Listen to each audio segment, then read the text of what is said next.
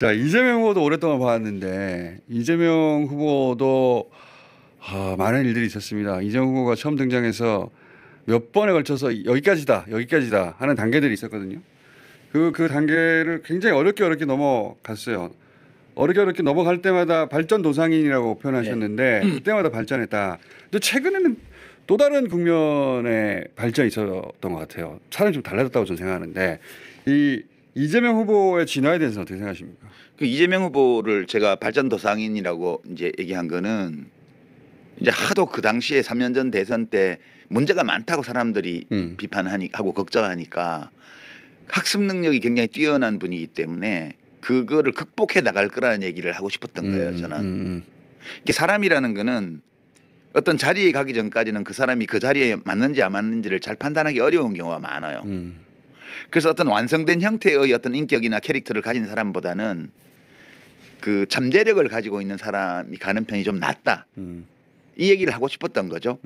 그러니까 학습 능력이 뛰어난 정치인이기 때문에 지금 우리가 보는 그 이상의 것이 대통령이 되고 나면 나올 수 있다. 이렇게 보는 거예요. 지금 이재명 후보는 정말 뭐 제가 처음 봤던 2010년 지방선거 그때하고는 아예 비교가 안 되고요. 전혀 다른 사람. 예. 그리고 이제 도지사가 되었던 2014년 그때하고도 비교가 안 되고요. 그때 이재명 2014년, 2018년 그때하고도 비교가 안 되고요. 그때 뭐라고 그랬었냐면 많은 사람들이 반대편에서 말한 게 아니라 민주당 코어 지지층이 이재명은 여기까지다. 예. 그런 얘기 많았어요. 예, 왜냐하면 미숙하고 예. 어떤 한계가 있는 것처럼 보였거든요. 그런데 그리고 그 학습 능력으로 그 한계들을 계속 넘어가는 모습을 보여줬잖아요. 맞아요. 지금 보면 저는 예전에는 노무현 대통령하고 비슷한 점이 많은 정치인이라고 생각을 해왔는데 가면 갈수록 김대중 대통령하고 비슷해지고 있어요. 그러니까 어떤 차이를 느끼냐 하면 최근 모습은 주류 정치인이에요. 그러니까 이게 우리가 아직 인지를 못하는 건데 민주당은 오랫동안 비주류 세력이었어요. 우리 사회에서. 그리고 그 노무현 대통령 때 이제 김대중 대통령은 비주류의 주류였고요. 그렇죠. 노무현 대통령은 정치인으로서 비주류의 비주류였어요. 그랬잖아요. 그랬죠. 그리고 이제 문재인 대통령 시기를 거치면서 민주당 전체가 한국 사회의 주류로 진입을 했어요. 그러니까 이제 선거 기호를 1번을 가지게 된 거예요. 2016년 총선에서 1번 가지고 와가지고 맞아요. 이제 확고한 1번이 됐어요. 이제 총선에서 3번 연속 이겨서 1번을 가지고 있다는 거는 이 사회의 주류를 대변하는 정당이라는 뜻이에요. 근데 민주당의 많은 정치인들이 주류 인식이 없죠. 여전히 비주류 정서를 가지고 있어요. 맞아요. 근데 이재명 후보가 굉장히 빠르게 주류 세력을 대표하는 정당의 주류 정치인으로 올라가고 있는 거예요. 이게 이재명 후보도 비주류였거든, 민주당에서 원래는. 비주류죠. 아니 그러니까 민주당이 주류로 진입할 때 그 주류로 진입하는 정당의 비주류였어요. 그때. 근데 이 정치인이 비주류였고, 예. 예, 확고한 주류로 자리 잡은 민주당의 확고한 주류로 지금 올라온 거예요. 이게 학습 능력인데 최근에 이제 중도 보수론 이런 게 다 그런 거예요. 그러니까 그다음에 뭐 개혁신당 인사들이나 과거 보수 인사들하고 만나고 대화하고 영입하고 이게 다 그건데 이게 옛날 민주당 방식의 비주류 정서로는 저러다면 왜 받아? 이런단 말이에요.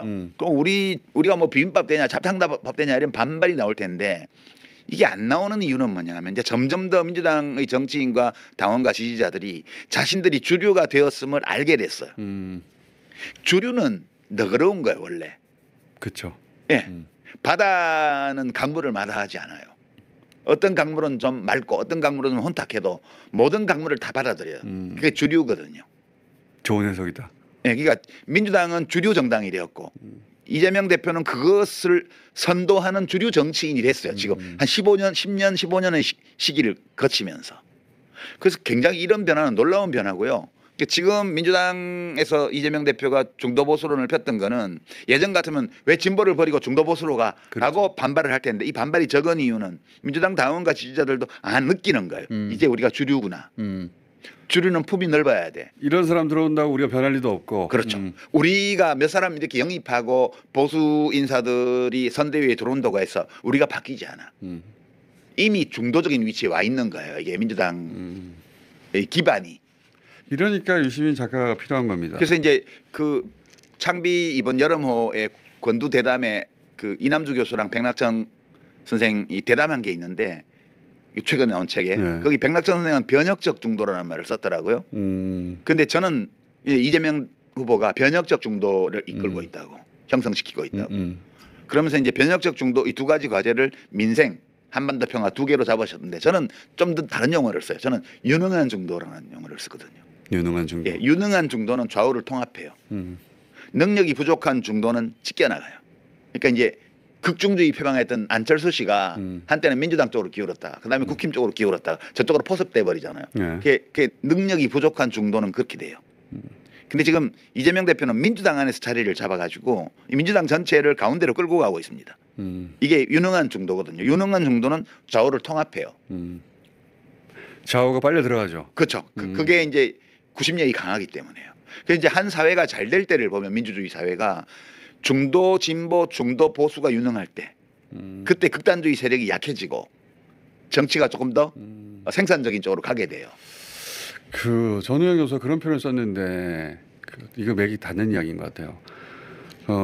김영삼, 김대중이 실패했던 단일화 그리고 3당 합당하고 그때 만들어졌던 틀대로 지금까지 왔는데 김대중, 김영삼 실패했던 단일화를 이재명이 하고 있다.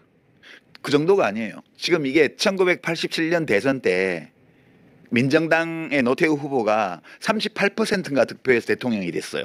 그게 역대 대통령 중에 최저 득표율이거든요.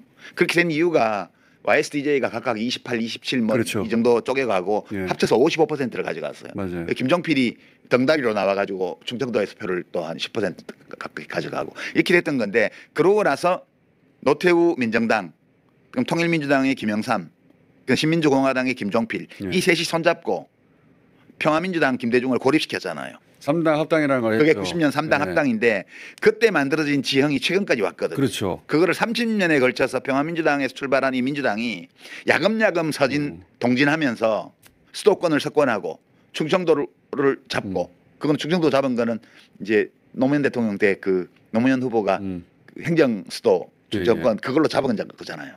그리고 이제 4.3으로 제주도 잡고 그리고 야금야금 동쪽으로 전진해서 PK를 많이 지금 회복을 했습니다. PK가 원래 야도였는데 그렇죠. 3당 합당하면서 김영삼과 함께 넘어가 버렸고 지금 만약 이번 대선에서 PK 쪽에서 이제 이재명 후보가 더 많은 득표를 한다면 이게 역 3당 합당 효과예요. 그러니까 그 호남을 고립시키는 그 지역주의 구도, 거대 보수당의 지배하는 지역주의 구도가 이게 이제 보수의 기술이었는데 1990년에 만들어졌는데 이게 지금 35년 동안 해체의 과정을 걷다가 이번에 무너지는 거예요. 그러니까 이거는 어마어마한 구조 변화. 어마어마한 거죠. 될지 안 될지는 모르겠어요. 그 3당 합당하면서 부산을 보수가 우리가 남이가로 붙여서 가져간 이후로 한 번도 깨지지 않았거든요. 이게 그때 민주당이 완전 비주류가 됐거든요. 그렇죠. 고립됐죠. 그거 35년 걸려서 지금 주류로 올라온 거예요. 호남 고립 전략이었는데 이제는 TK가 섬이 되는 지경이 역보이 당하는. 그러니까 지금 국힘당이 민정당 되는 거예요. 그러니까요. 민정당. 그 이름도 민주정의당으로 아예 바꾸든가. 오래 걸렸어요. 거기에 처음으로 도전장을 내민 정치인이 노무현이고 그래서 우리 모두가 노무현을 기억하는 겁니다. 김대중 대통령은 살아남았고요. 그 포위당한 그 구도 속에서 수도권 김종필 빌려와서 살아남았죠.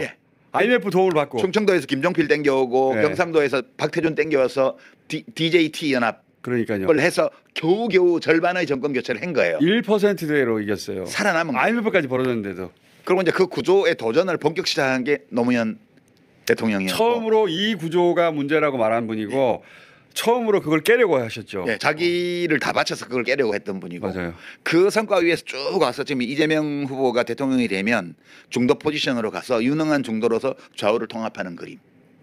그렇게 해서 1990년 3당 합당이 만들어낸 지역주의 정치 구도를 완전히 무너뜨리는 처음으로 완전히 깨는 겁니다. 처음으로 이렇게 가는 거여서 저는 상당히 흥미롭게 보고 있어요. 내 일은 아니지만 뭐 내 일은 아니지만 국민의 한 사람으로서 본인도 그 한가운데서 수많은 낙선과 욕을 먹고 수많은 실험 정당 만들었다가 깨지고 이걸 해주는 이재명 후보가 고마운 거예요. 저는 나는 하지 못했지만 또 많은 분들이 도전했지만 성공하지 못했지만 이재명 후보가 혼자서 하는 것은 아니지만 그 흐름 위에서 이것을 자기만의 방식으로 완성시켜가는 이런 모습을 보는 것이 굉장히 즐겁고요.